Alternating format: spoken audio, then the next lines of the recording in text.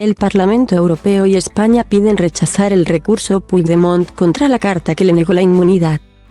El Parlamento Europeo y la Abogacía del Estado, en representación de España, coincidieron este jueves en reclamar al Tribunal General de la Unión Europea, TGUE, que rechace el recurso del expresidente de la Generalitat Carles Puigdemont contra la carta que en diciembre de 2019 el entonces presidente del Parlamento Europeo, David Sassoli, ya fallecido, envió a la diputada Diana Riba y a otros 37 diputados que reclamaban que se concediera amparo al político catalán frente a las euroórdenes cursadas en su contra por el juez del Tribunal Supremo Pablo Llarena.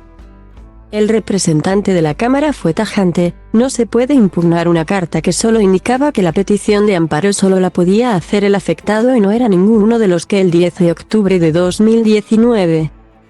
4 días antes de que se volvieran a reactivar las euroórdenes en su contra por sedición. Tras conocerse la sentencia del proceso, firmaban la que formulaba la petición. En vez de acudir al TGUE, primera instancia del Tribunal de Justicia de la Unión TJUE, se podía haber solicitado una aclaración, señaló el letrado Gorlitz. Contradicciones en defensa de su demanda. El abogado del expresidente, Gonzalo Boye, alegó que la reclamación española contra su cliente no está aún en la fase de juicio oral, lo que hacía obligatorio cursar un suplicatorio para poder cursar una euroorden en su contra. Añadió que las alegaciones del Reino de España no coinciden con las resoluciones dictadas por el Tribunal Supremo y el Constitucional español, porque éstas dicen lo que dicen y no lo que pretende la Abogacía del Estado. La representante de España, Andrea Gabela, lo negó de forma contundente y aseguró que los autos y sentencias aportados son accesibles en la página web del Poder Judicial español, pero anonimizados por protección de datos, lo que impide su tergiversación. Añadió que ninguna cámara puede pedir a un tribunal que paralice una investigación por la separación de poderes, y que el suplicatorio no es necesario una vez dictado el procesamiento, según la legislación española, que lo prevé para iniciarlo, no cuando ya está concluido.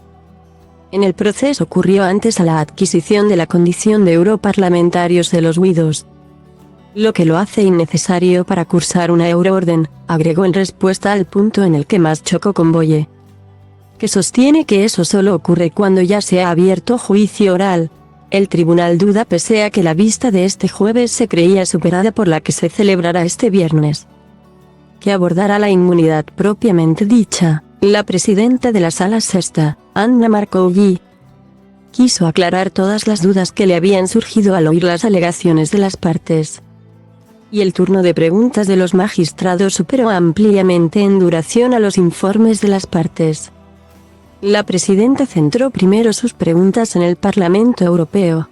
Se interesó en la inmunidad de los parlamentarios de los distintos países y, en concreto, de los diputados y senadores españoles.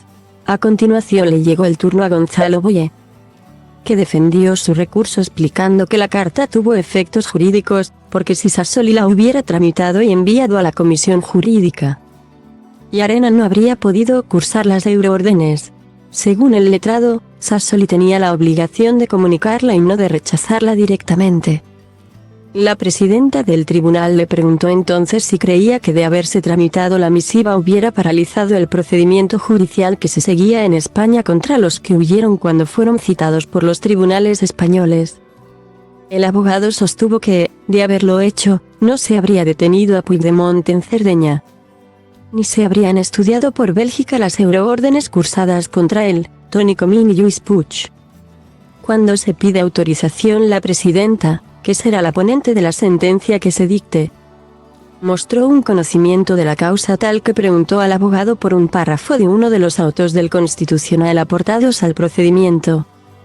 Decía que el suplicatorio se debe solicitar al inicio de la investigación, no cuando se da por concluida por el procesamiento, como ocurrió con Puigdemont y el resto de huidos.